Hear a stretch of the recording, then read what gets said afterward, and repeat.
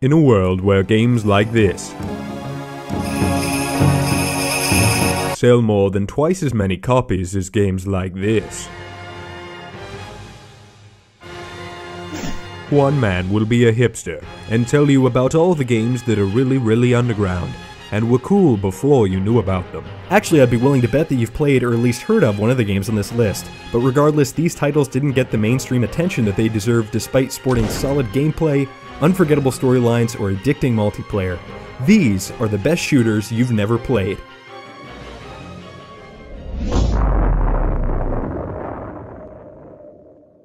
Numero 5. Over the past decade, the once mighty horror genre has fallen from gaming grace into the depths of niche obscurity. Genre cornerstones like Silent Hill and Resident Evil have become little more than action thrillers and platformers with an overabundance of rust. I guess modern gamers just don't enjoy a good scare as much as they enjoy this. Either way, our fourth runner-up, Condemned Criminal Origins, can appease both action junkies and horror buffs alike. Condemned tasks players with hunting down the matchmaker, a mannequin aficionado, and serial killer. The story's pretty good and the combat's okay, but what really sets this game apart is its atmosphere and mastery of visual direction. ¿Qué dirección visual significa? That's a good question. Gracias. Visual direction is the ability to influence a player's focus without forcing it. It's an older game design philosophy that seems to have fallen by the wayside of cutscenes and scripted events, but it's nonetheless essential when making a horror game. For instance, here you can see a light switch. It's an optional light switch. There's no point in hitting it other than to turn on a light. But what it does accomplish is attracting the player's attention to a window, where this can be seen. This is a recurring theme throughout the game that provides a ton of quality, organic thrills the whole way through. If you enjoyed the film Seven, or if you're just looking to put a couple extra pairs of pants in your next wash, then this little gem might just be for you. Numero 14. Mix Dr. Seuss with Donnie Darko and add a generous helping of mixed martial arts, and you've got a perfect recipe for spaghetti sauce. I'm not surprised that Zeno Clash didn't achieve success on an enormous scale, but it did at least deserve a better reception than it got. This game accurately recreates the horrors of tripping on pot, or drinking alcohol before you turn 21.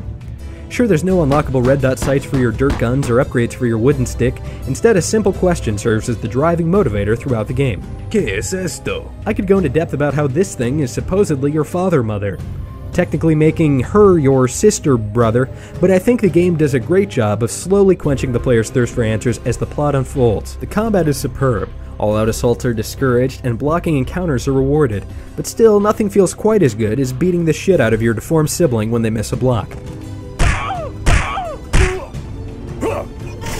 Aside from being a bit repetitive at times, the story turns out to be surprisingly excellent. But despite all these facts, and the fact that the publisher tried every marketing trick in the book, the public at large just didn't want to bite on this one. Numero 3. If someone asked me for an example of polish in a video game, I'd show them this: Lead and Gold, Gangs of the Wild West. I'll be the first to admit it's a simple game, with little motivation to keep players playing, apart from the allure of getting better at it. But that didn't stop games like Unreal Tournament 2004 or Counter-Strike from becoming smash hits. And it shouldn't have stopped this game either. The control scheme is fluid and the shooting superb. Sometimes when I'm playing this game I have to take my hands off the keyboard to remind myself that I'm not bald. That's how excellent everything feels in this game. Whether you're running, jumping, rolling, or dying, it all feels like an extension of your own baldness. But before you buy this on Steam, let me remind you of how dead this game is. There are 3 people who play this game, and they all play on different servers. This game is so dead that the bots have quit. You suck. Chivalry is more alive than this game. Get off the stage. Anyway, I think this game failed for a few reasons. There were little things like lack of mod support and no DLC, but the big thing here is that people can shoot your hat off. And as other team-based shooters have taught us, players need their hats. The only thing more entertaining than our next entry is following Vin Diesel on Facebook. Seriously, his posts are hilarious. But what's not that funny is his performance in Chronicles of Riddick: Escape from Butcher Bay. The original was one of the first blockbuster movie game adaptations that was actually better than the movie it was supposed to be promoting. Why was it so good? I'll tell you in one word: scope. No, for the Modern Warfare fans, I'm not talking about an ACOG, I'm talking about the breadth of content the game attempts to cover. Let me break it down. Many movie tie-in games like Avatar attempt to capture the massive scope of the film with a poorly funded and uninspired third-party interpretation. Basically, they try to do too much. A massively lush world like Pandora would take a team of really passionate developers years to properly create. Butcher Bay didn't try to do that. Instead of having players jump from planet to planet in a grand campaign to stop the Necromongers, they decided to put players in prison, which turned out to be a great idea. The events that transpired in the game were a coherent, fun, and interesting narrative experience, which carried enough fictional weight in the movies to actually feel significant. Solid shooting mechanics and refreshing twists in the plot didn't hurt either. It's not easy to get your hands on a copy of the original Butcher Bay anymore, but fear not, you can still enjoy the experience by purchasing the sequel, Assault on Dark Athena, on Steam, which comes with a graphically updated version of the original campaign that has lost none of its former potency.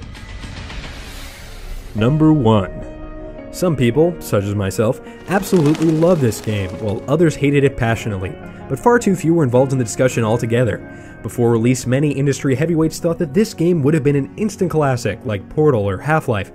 Unfortunately, it managed to soar under the radar of many consumers and over the heads of some players. I am, of course, talking about Mirror's Edge.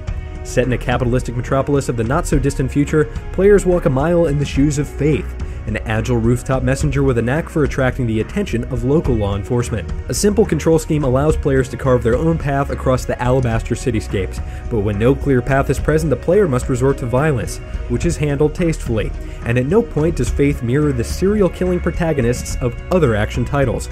Despite taking a backseat to the movement, the combat still shines, with an arsenal of disarms, guns, and parkour-inspired takedowns. The story is no slouch either, and fully capitalizes on the metaphorical similarities between the player's freedom of movement and society's freedom from oppression.